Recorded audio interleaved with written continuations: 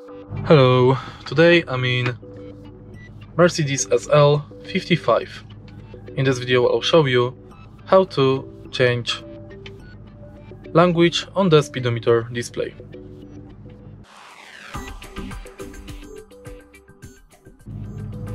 In the beginning, let's take a look at the speedometer display, and we are going to use these two buttons and the plus and minus button on the steering wheel to change it. So, using the first two buttons I'll show you on the steering wheel, press them to enter settings. Now using arrows button, go to language, and using plus and minus button select new language from the list.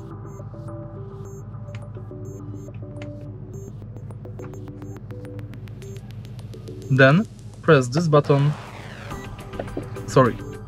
Now let's wait. And then you have to press this button to confirm. And that's it. If you find this video helpful, please leave a like, comment and subscribe.